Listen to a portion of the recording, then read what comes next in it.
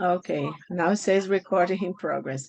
So this is an image, is a picture from São Paulo. You can see the very rich building together, just a wall separating, you know, the poor houses, and it's in São Paulo, okay? And I took this, I don't know anything about soccer. I'm sorry if it's somebody's soccer team. I took from the internet, but I thought it was very important, so that we could see it happens all over the world in soccer games or in other games, or places where people are together with a very emotional and, you know, contaminate each other with rage or whatever. So Jung says, sorry, I'm listening to someone. I don't know if all of you are, but could you just check your microphones, please? Thank you. So that's a quote from Jung, that I feed the hungry, forgive an insult, and love my enemy. These are great virtues. But what if I should discover that the poorest of the beggars and the most impudent of the offenders are all within me, and that I stand in need of the alms of my own kindness, that I myself am the enemy who must be loved? What then? I think this is a great quote from Jung's quote, okay? We should think about that. What if we discover that the enemy that we should have patience and be kind towards and love is inside each of us? So I love Matrix, okay? So that's Neo, I think everybody knows. I'm not giving spoilers, right? The beautiful image of the first movie. And I want to reflect with you all that we all want to be like Neo in Matrix, right? To overcome our weaknesses and see reality in a deeper and more truthful way, right? But what is in the way of this achievement, let's say? So just I put some slides from last class so that we can make the reasoning together. So remember that Jung tells us that the ego would be a complex of psychic facts formed by a general perception of our body and existence, and afterwards by the registers of our memory. Okay? So this complex, the center of our consciousness, is formed by a general perception of our body. We are here living this material existence with our senses and trying to adapt to our reality. So we need our perceptions of the body and of our existence, and afterwards by registers of our memory. It has a powerful force of attraction of the contents of the unconscious. So I want you to pay attention, because one of the questions was about psychedelics, okay, that you put in the WhatsApp group, in psychotherapy, for instance. So, and I think everybody knows because everybody's in the WhatsApp group. So pay attention to what the function of the ego, okay, and its structure actually, and the needs that we have of the ego. So it has a powerful force of attraction of the contents of the unconscious, in addition to calling to itself impressions from the outside world that become conscious upon its contact. So the ego is doing this intermediation, we could say, from the inner world, from which it attracts contents, Let's pay a lot of attention to that. And also, in addition to the getting impressions from the outside world, okay? So the ego is doing a very, very important and central task for the personality. Let's think about that. So the ego is the center of consciousness, responsible for organizing the conscious psyche, but it is not identical to it. It is not the whole of the conscious psyche, okay? It is the center of consciousness. Although it occupies a small part of the total psyche, the ego performs the basic function of watching over consciousness. So let's think again of the question of psychedelics and of us doing something to reduce the ego, okay? According to Jung, it occupies a small part of the total psyche, but the ego performs the basic function of watching over consciousness. What is not recognized by the ego, be it an idea, a feeling, a memory, a perception, images, okay, does not reach consciousness. So even if we do something to reduce the ego, if we want to the contents of the unconscious to get to come to reach consciousness, we need the ego. You see the paradox, okay? So the ego is the subject of all our adaptation attempts. It selects all psychic material that enters consciousness. It's doing the selection. So you can start to reflect upon the concept or the idea that we need a strong, mature, and healthy ego, okay? Because of all of these functions that it has in the psyche, okay? Of course, one of them, as we are reading here, is selecting all psychic material that enters consciousness. It is the ego that provides the personality with identity and continuity. So another question that you guys made was that what happens when we go to spiritual realms, right? So does the ego accompany us, for instance? Of course, and we talked a little bit about Chico Xavier's, and also Divaldo has a lot of material that was channeled through them from spiritual realms, different spirits, and they say that in the minute after death, we are exactly the same as here. Okay, you can say the minute can stretch, and we cannot say how much or how far, because time is different in the spiritual realms from all that has been channeling for different from different mediums all over the world. So it is the ego that provides the personality with identity and continuity.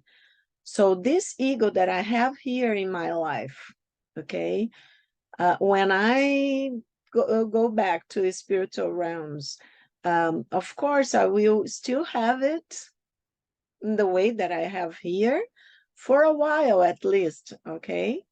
Because memories and all other capacities, all other personalities that I have already had in different lives, of course, in due time will come back to me. So I will have an expansion of consciousness. But in the moments after death, and these moments can be, I don't know, years in our time, the ego goes on, okay? That's the information that we have. It is through the ego that we develop the sense of existing. So in the book Personal Triumph, we saw these slides in last class, but just to develop a little further and to go back to the questions. So the conquest of consciousness is a very painful birth of the unconscious. So it's a painful birth. Let's give it credit to the unconscious, okay? Which continues to hold a significant part of the psychic contents that the ego needs and must assimilate. So Joanna is saying that the ego needs and must assimilate the psychic contents that are in the unconscious. So we are living this life, we are having this experience so that we can achieve a little bit more of this assimilation, okay? And the ego is doing the job for the whole of the psyche. So let's give credit to our egos too, in the sense of his function. So in that moment, when it becomes aware of the portentous repository and begins to express itself through it, consciousness manifests itself. So consciousness is, for Joanna, therefore, this very high value that we conquer in our evolutionary path, integrating all the patrimony of psychic contents that exists in the reality of discernment besides knowledge, of feeling in harmony with instincts, of well-directed reasoning.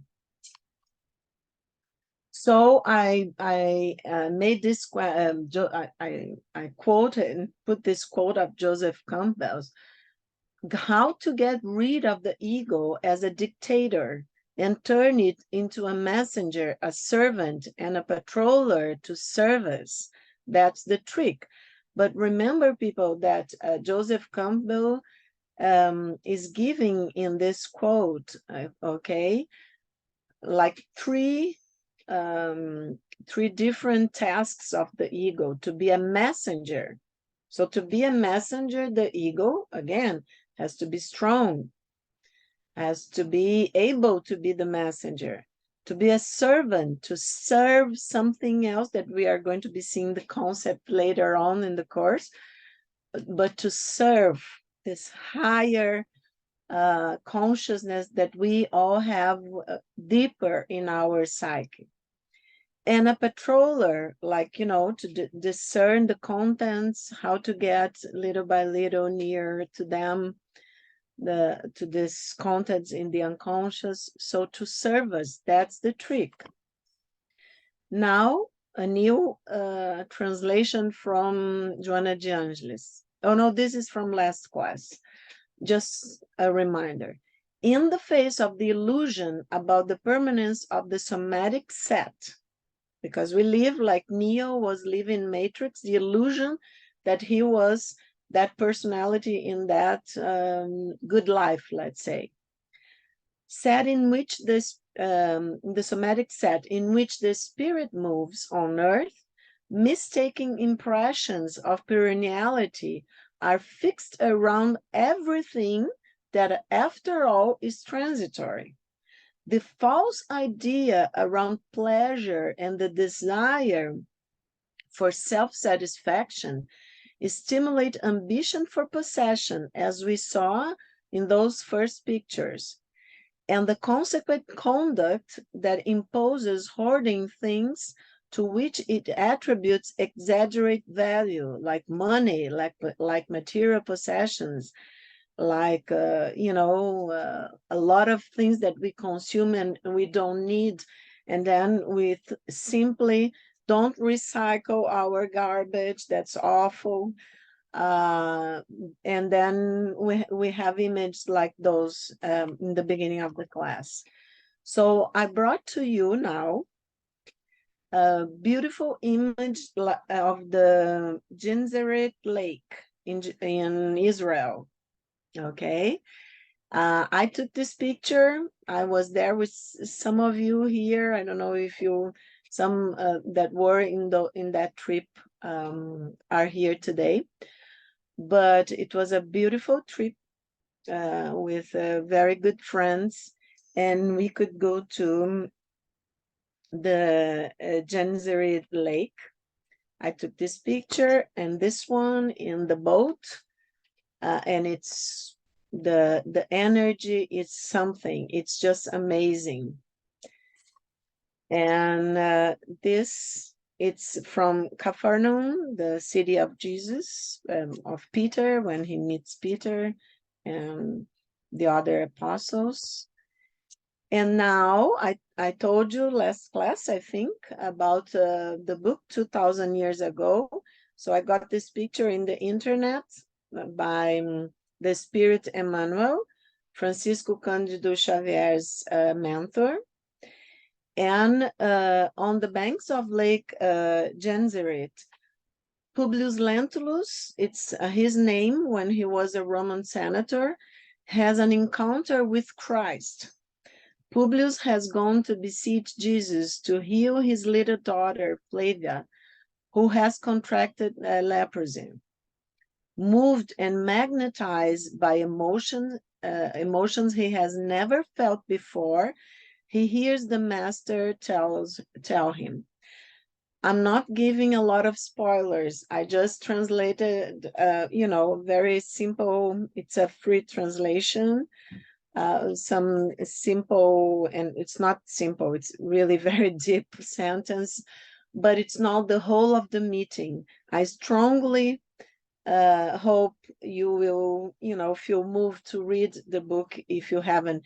And it's an example of the ego, because in that personality, Emmanuel, that we all love him in Brazil, and I hope all around the world, when you read the translation, there are lots of books by Francisco Xavier that are already translated to English, but this is his personality. It's his autobiography 2000 years ago, okay? And it's his personality as Publius Lentulus. And he can't move because he's so magnetized by this meeting with this man by the lake of Gennesaret. And but he doesn't understand because he simply can't move, can't speak. He's just, very, very moved and speechless. And he hears the master tell him, "Senator, why are you looking for me? It would have been better if you had come publicly and in broad daylight, in order to learn once and for all the sublime lesson of faith and humility. You find today a point of reference for the regeneration of your whole life. It is, however, in your will to take advantage of it, or in a few millennia. If the unfolding of human life is subordinated to circumstances, you are obliged to consider that they exist from different natures, being the responsibility of the human creature to exercise the power of will and feeling, seeking to bring his/hers destiny closer to the currents of good and love for others." I think this is so beautiful, and I hope you watch again or you really read the book, because it's just, amazing. But pay attention that the Christ is telling him, if the unfolding of human life is subordinated to circumstances, you see what we are talking about, the ego has to adapt. And we have to learn in this experience. We are not here, just for a ride, just for fun. We are here in this material body to learn, okay, to expand our consciousness, to have experiences and to learn with them. So Jesus is telling Publius Lentulus that the unfolding of human life is subordinated to circumstances. So we are all obliged He says, you are obliged to consider that they exist from different natures, being the responsibility of the human creature, of each one of us, to exercise the power of will and feeling, seeking to bring our destiny closer to the currents of good and love for others. Sounds to your spirit right now a glorious minute if you manage to use your freedom so that it may be in your heart from now on a song of love, humility, and faith in the indeterminable hour of redemption within eternity. But no one will be able to act against your own conscience if you want to despise this blissful minute indefinitely.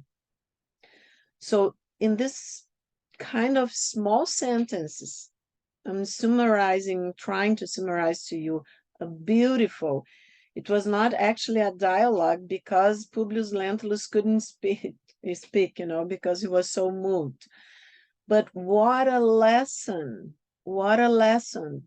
Every minute when we are faced with a choice of choosing if we are going to be, more loving, more humble, more faithful, if we are going to try to discern what's good and evil for ourselves, but with truth, okay, with inner courage. So that's the hour of redemption to each and every one of us.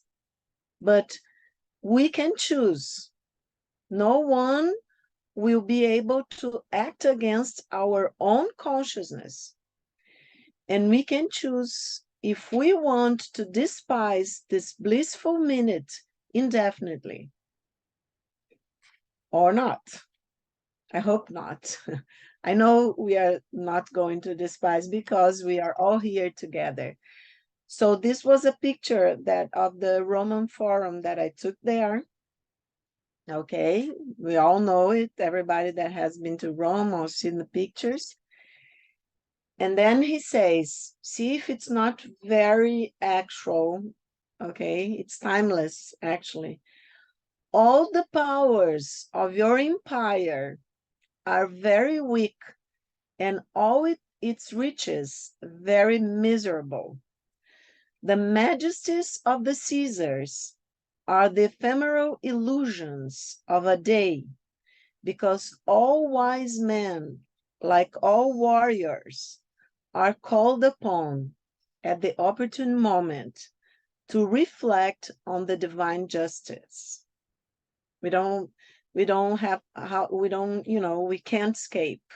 As I told you in André Luiz's book, Francisco Xavier and books channeled, when he channels the spirit of André Luiz, it's another series, okay, another spirit. And he stays like 8 years in the Shadowlands because he was caught in the ephemeral illusions of his own greatness, because he was a very important medical person. Okay, and look what the Christ is telling Publius Lentulus. All the powers, doesn't matter, where we are born, all the powers of our supposed empires are very weak and all its riches very miserable, okay? And they are ephemeral illusions of a day, considering eternity. And all wise men, like all warriors, are called upon at the opportune moment to reflect on the divine justice. One day, your mighty egos will cease to exist. under a handful of miserable ashes. Your science will be transformed by the efforts of the other workers, more worthy of progress. Your iniquitous loss will be swallowed up in the dark abyss of these centuries of impiety. Look at that and see if it's not so modern, unfortunately, when we are so proud of our, whatever achievements, even individually or collective, if they are not achievements of the soul and connected to the loss of the spirit and the love for one another, they are worthless. And they will be a handful of miserable ashes when the time comes. Which time? The time of the spirit. The time when we are in an expanded consciousness, looking to all of these achievements and really seeing, like in the movie Matrix, what is behind it. Okay, the ugliness and the bad things that the ego had so much difficulty to bring to consciousness, and that created collectively, we create this reality that for some looks so beautiful, but behind it we have people starving or with difficult material conditions and difficult moral and spiritual conditions all over the world. Okay, so all of this and all of our iniquitous laws will be swallowed up in the dark abyss of these centuries of impiety, because only one law exists and will survive the wreckage of man's restlessness: the law of love, instituted from the beginning of creation. That's so beautiful, I think. I'm trying to, to really make you curious to read the book, because it's really wonderful. So now it's new, in Reflecting the Soul. No, it's not new. We saw this PowerPoint last class. Just to remind you, the imperious need for survival of the ego, the fear of failing, of not getting it right, of not being considered the greatest or the best, make people create an impeding barrier to the development of the potentialities that lie latent in human beings. So now it's new, but we are in the book Reflecting the Soul. Okay, the page is down below. Faced with a socially constructed ideal in some life situations, man is moved by the immature will to change something in himself. Immature, why? Because it's socially constructed ideal, okay? It doesn't come from within. So the immature will to change something in himself or herself, whether it be a desire, a thought, an emotion, an attitude, or feeling that reflects inadequacy. This conflict between what is experienced and what is idealized was wisely identified by Freud and directed him towards understanding the functioning of the personal unconscious. With the concept of the unconscious that we have already seen, one can understand that there is no way to eliminate an imperfection as an act of suppression. The most that can be achieved is to withdraw it from the conscious mind. Okay, that is from the views of the ego, but it will not really be a transformation. We are just taken out of consciousness, okay, but it's not going to lead us to real transformation. The unconscious itself moves in order to be made known, as an impulse of awareness necessary for human evolution. We've seen that, Joanna telling us exactly that. So Freud teaches that there are two ways for the ego to try to defend itself from what does not meet its ideal: repression and resistance. Resistance is a concept that we use more under when we and the person is under analysis. So repression consists of the movement of withdrawing something from consciousness towards the unconscious, as if seeking an introversion, okay, putting to the inner, to the unconscious inside, okay. So repression is this movement of withdrawing something from consciousness. The second resistance is the strength for the content to remain unconscious. These two movements open space for the understanding of the ego's defense mechanisms as ways for the ego to protect itself from the onslaught of the unconscious. Okay? So it is understood that it's impossible to eliminate something that is not good or adequate, whether defects or any other content that displeases the ego. We know that already. They will be led to the unconscious and their energy will be withdrawn, but they will be directed to other objects, finding another way to make themselves present. Of course, the energy, okay, will like fall, will diminish from these contents, so it can goes down to the unconscious, but they will be directed, okay. They still have energy, and so they will be directed, these contents, to other objects, finding another way to make themselves present. With that, they will feed our shadows. We are going to see the concept of shadow later on, Jung's concept later on in this course.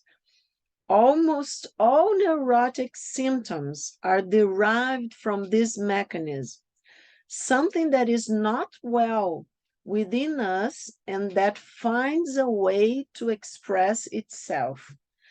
So, okay, the ego developed the mechanisms of defense so it can take out of consciousness because it's bothering, it's hurting the ego.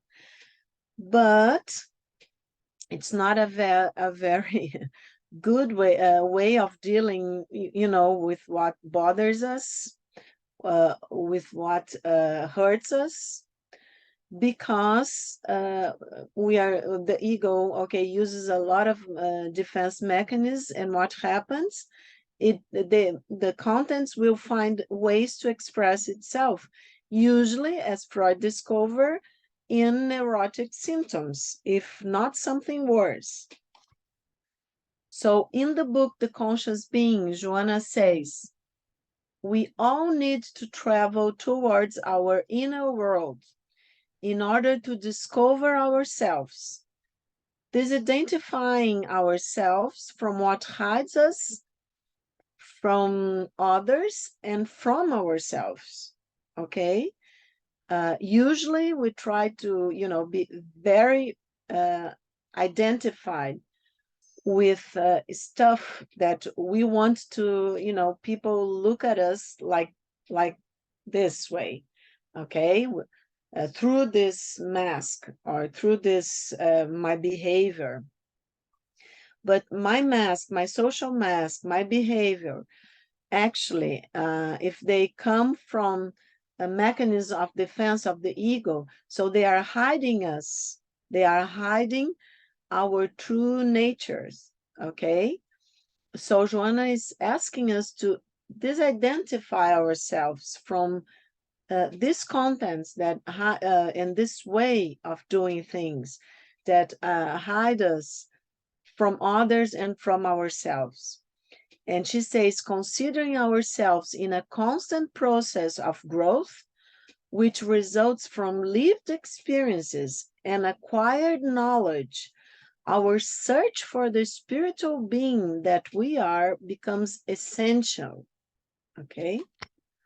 So the vigilance around the traps of the ego, a skillful disguiser of purposes, constitutes a reason for us to overcome it in order to enjoy real happiness. But it's not, Joanna is not telling us to deny or to suppress the ego, you know?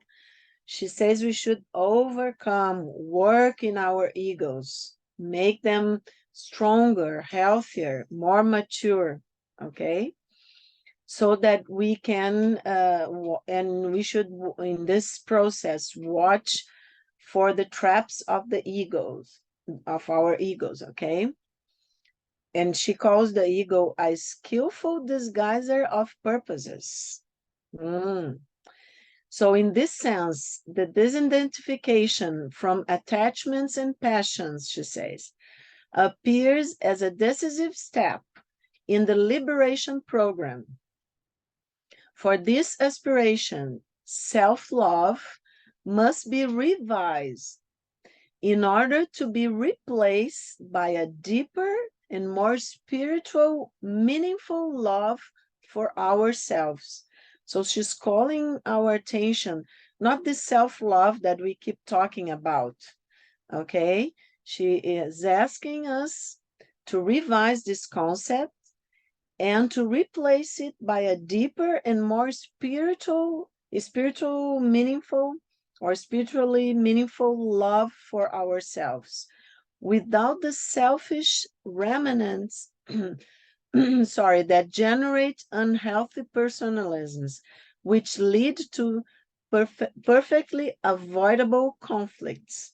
If we are too personalists, you know, everything it's me, and me also. Okay, then we are going to, of course, like inflate the ego, and we are heading straight to conflicts, okay? So she's asking us to revise this self-love, to make the love for ourselves more spiritual and deeper, and without the remnants that generate unhealthy personalisms, okay? So now we are in the end of the class, but we are not going to see all of the mechanisms of defense, because the purpose is not, you know, to understand. It's not a psychology or a psychiatric class. It's a class for self-discovery. So it's just for us to have an idea.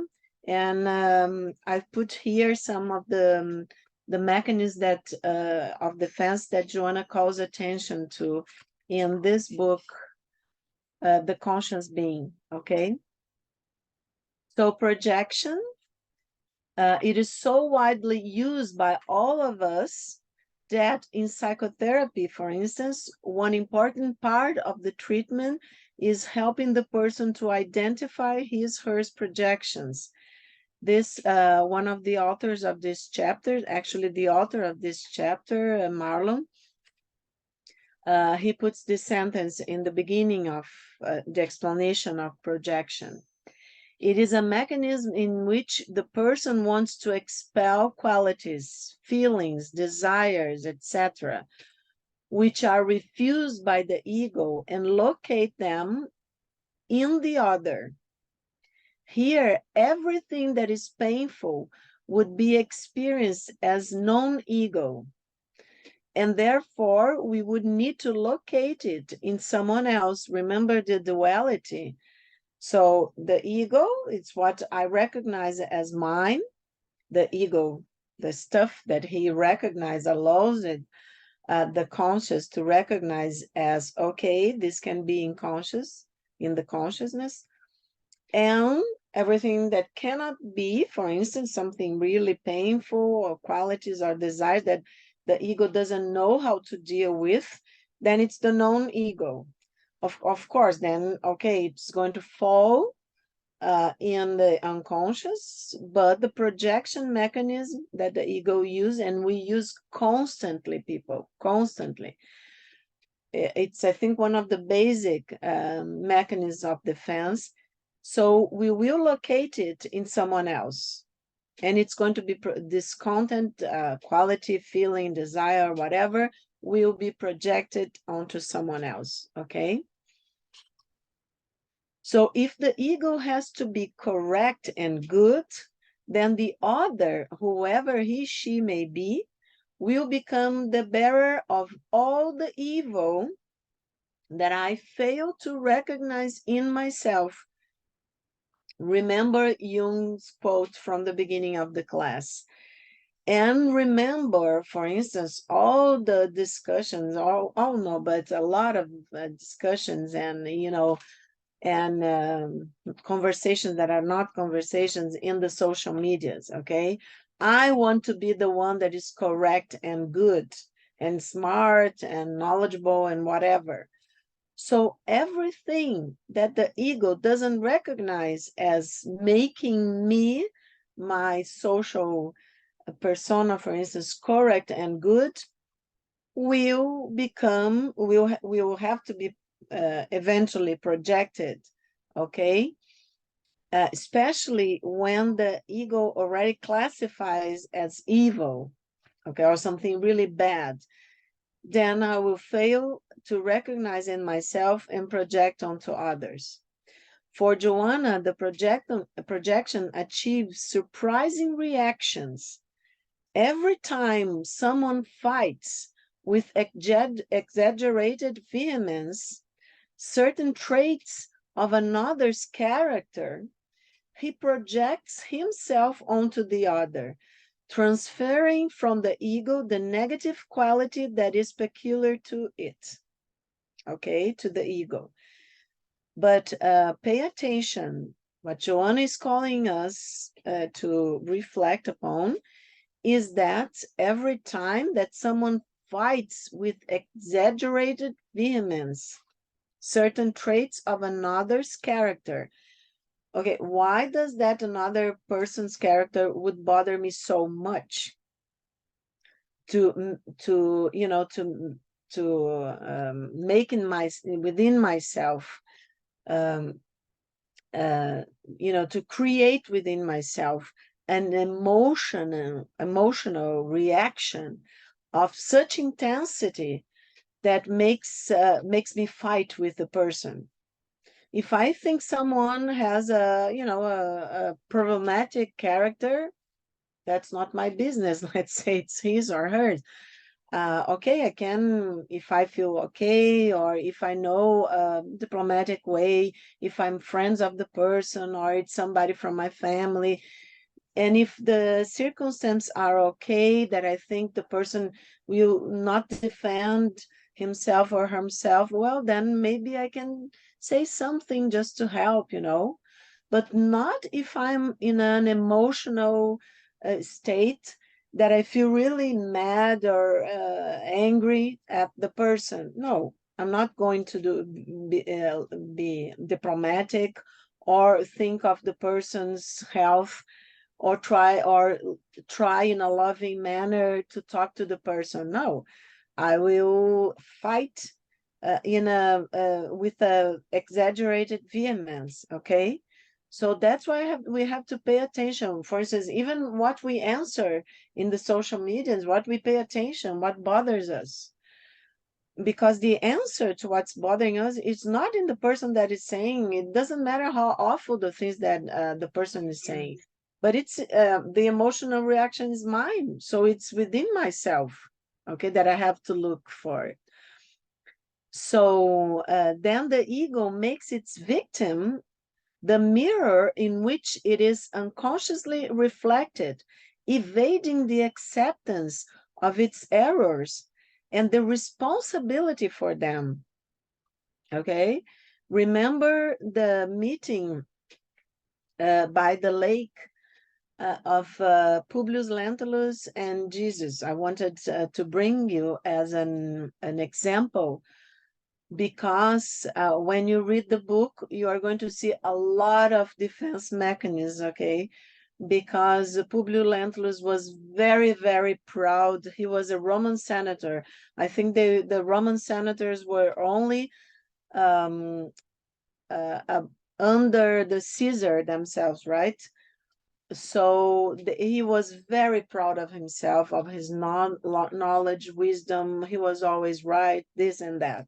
Okay, so how would he with that personality, with that ego, even understand what Jesus was telling him at that moment? But somehow he understood, because that moment in time was, I don't want to give you spoilers, because I know all of you will want to read all of Chico Xavier's books, and all of Emmanuel's lives. I think there are 4 books of his lives, and the other lives, reincarnations, following that one. But okay, so how would he understand with small ego? Doesn't matter that he was a Roman senator. Ego was small at that point. Okay, we could say that, but it's not a spoiler, because we are going to be talking about that in some classes. There was another consciousness deep within Publius Lentulus' unconscious.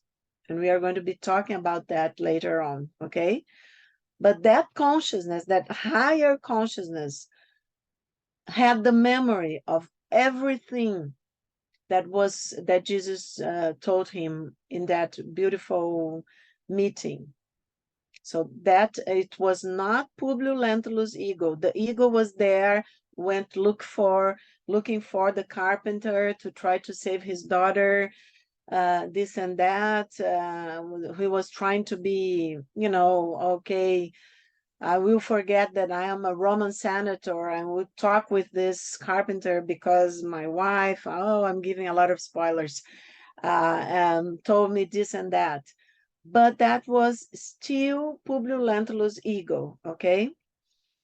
So, but another consciousness was there also at that point, listening to all of the messages, okay? As I am quite sure that our egos are talking and are word with the class, if I'm going to understand or not, what can be in my consciousness, what I don't want to think about, that goes to the unconscious.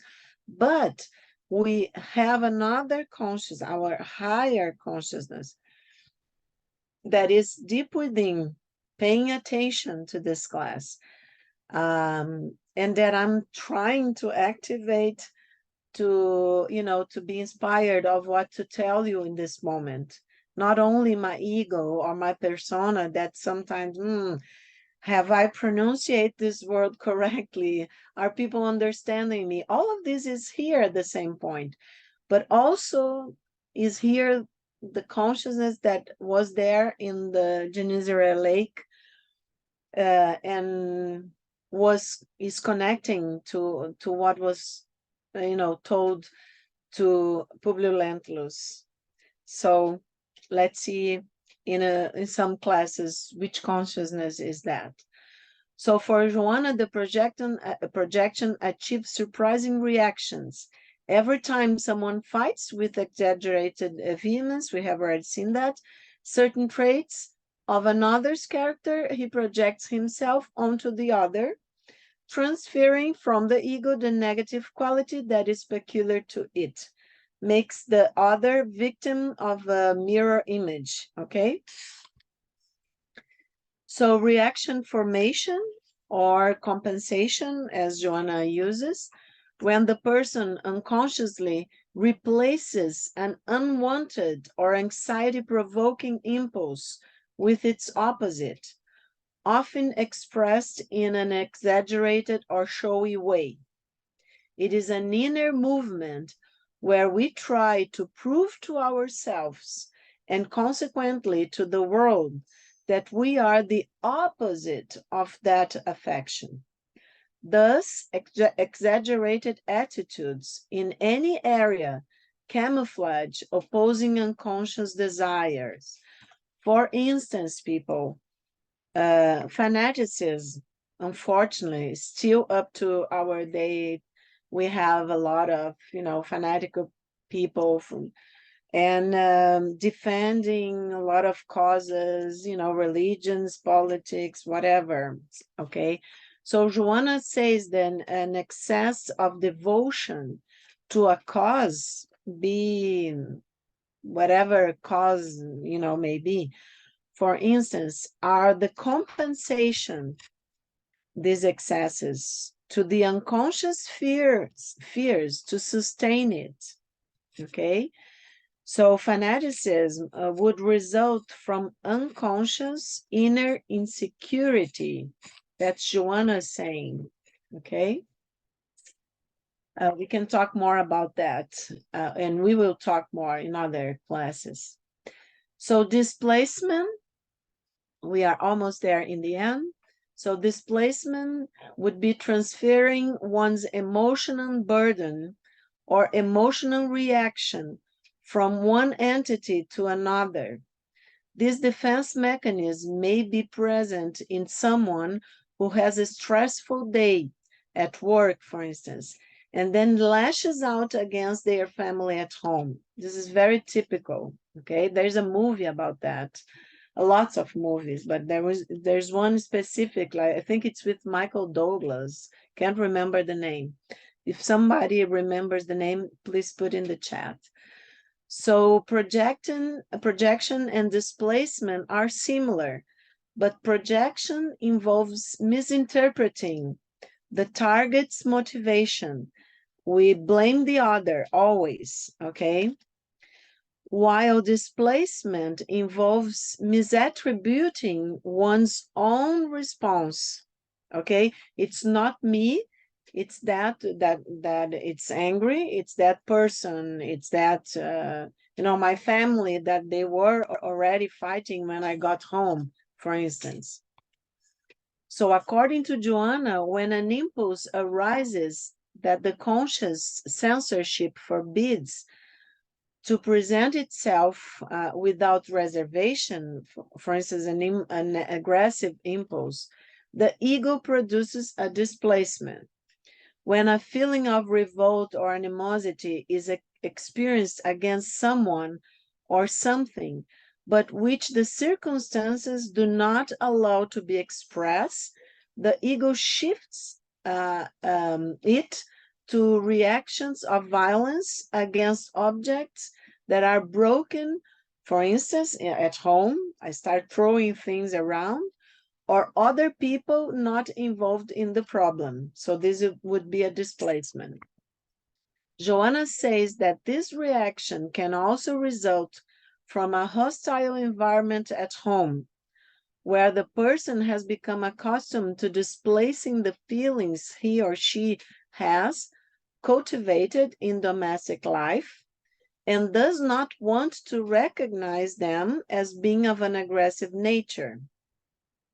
Only an attitude of self-reflection is able to awaken the individual to conscious acceptance of himself, herself, without disguise by the ego, in order to avoid displacing reactions towards others and to become able to fight against psychological disturbances. Okay? Actually, self-reflection, we are here in a self-discovery group, is what Joanna really and strongly asks of us, in different situations for different mechanisms of defense when we know them and we realize that we are using them, okay? So introjection occurs when a person internalizes the ideas or voices of other people. This behavior is commonly associated with the internalization of external authority, particularly that of parents. Introjection is an internalization of objects, we say in psychoanalysis, a form of identification in which the individual tries to match the other through the assimilation of elements of his/her personality, which may be normal, for instance, with a small child who is identifying himself or herself with the parents, or pathological. Some authors consider introjection to be the inverse of projection, with one being inwards, introjection, and the other outwards, projection. Joanna recalls that nowadays, alongside, this is the pathological introjection, okay? That nowadays, alongside countless social vices and addictions, there is the introjection of behavior models dictated by celebrities and characters from movies and television series, for instance, especially, unfortunately, the unhappy and problematic ones. We see this a lot in adolescence, unfortunately. This morbidity, she says, according, okay, to Joanna, must be liberated, eliminating the illusions, since such escape mechanisms, despite the momentary pleasure, end up alienating the being from his/her own inner reality. Okay, we have to pay attention with whom we are identified. Oh, I love that Netflix or whatever, wherever you are looking to, to a series, for instance, or in the television, open channel, it doesn't matter. I love that series. And okay, when people say, oh, you have to look, but the character is pathological. Oh, but I love him. What? Why are you feeling so attracted to that? To see a whole series of, with the character like that. And Joanna says it's a morbidity, and that needs to be liberated, okay, because it brings illusion, and it's an escape mechanism. I'm introjecting something because everybody say it's beautiful. Oh, that character is wonderful. He's bad, he murders, he does do and that. But I identified with the character because everybody says it's great. And usually it's a very charismatic actor doing because if otherwise, if the actor is awful, nobody cares and nobody's going to. Okay, so the people that write and make the series, I'm sorry if somebody's from the movies, but it's Joanna telling us that, really do smart things and bring wonderful actors, because then the character is awful and it's going to a lot, not all of people, but a lot of people will introject the behavior, especially immature egos, adolescents, and so on. So that's the last one that talks about rationalization. It is a disavowal defense mechanism which permits an individual to deal with emotional conflicts or internal or external stressors by devising reassuring or self-serving but incorrect explanations for his or her own or others' thoughts, actions, or feelings, which cover up other motives. And according to Joanna, it is the ego's most serious escape mechanism, as it seeks to justify the error through apparent fair motives, which degenerate the critical sense of moral integrity. Please pay close attention to Joanna's definition. I never saw this definition in other author, okay? Because she's saying that it seeks to justify the error through apparent fair motives, which degenerate the critical sense of moral integrity, assuming wrong and harmful postures. There is always a reason favorably crediting the person's act, even the most thoughtless and serious ones, through the reasons given, which are not legitimate. They are not legitimate. This dichotomy what we justify about ourselves and what we really are becomes a disturbing mechanism as reality is denied in favor of what is imagined. Please, I will call again of all of you to really pay attention to Joanna's definition. Joanna says that this lack of honesty as a false expression of the self becomes a cycle of the self, the personality, okay, in this sense, becomes a psychological imbalance which ends in a loss of existential meaning. You see how harmful is this mechanism, and how a very smart, knowledgeable, intellectual, blah, blah, blah person can use this mechanism in a way that convinces many, many people, because the person is so knowledgeable that the person is not what he or she really is, okay? A lot of pathologists, like psychopaths or whatever, antisocial behavior and social people use this mechanism. Okay, neurotics, of course, but a lot of pathologists. So we all have to work to be better instead of ignoring what is still shadow within ourselves and trying to justify it with rationalization, okay? So I brought again, we're finishing here, the same slide, because after everything that we've seen, I come again with the Jung's quote, I'm not what happened to me.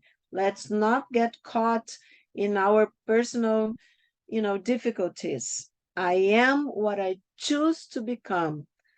Let's practice the free will that we all have as people that are trying to understand each other, and especially through the understanding of ourselves. So to love ourselves in a deeper way, in a more truthful way, with patience and understanding, so that we can love our neighbors, we can love one another, okay? Why? Because then if I can love myself, I can really love the other. Love meaning understanding, respecting, forgiving, all of those virtues taught to us for so many, many light teachers, and for to the West people, from, as we saw in Publius Lentulus, meeting with Jesus, he told us all of that 2,000 years ago. And last but not least, it's an image, this bird here, I think I told you probably, it's, I think maybe other parts of the world have. We call, the name that we call, it's not a scientific name, is I've seen you well. I've seen you well. Because in Portuguese is bem te vi. The translation would be something like I've seen you well. And when I was preparing, finishing this class today, I raised my head, synchronicity. We will have Lionel Corbeting, if everything goes right, telling us about everything about synchronicity. But I looked through the window, and that's a picture of this morning from my window, and the bird was there. So it's a synchronicity, and I hope you all that are here listening to me, when doesn't matter where you are in the world, but we are connected in the wish that to know ourselves, and the struggle to know ourselves, and to expand our consciousness. So I hope you all have seen you well with today's class. Thank you.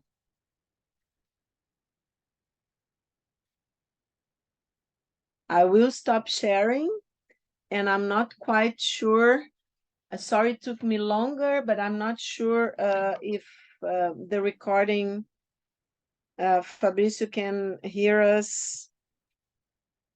Should we Okay, he stop the said recording? someone else is recording for us.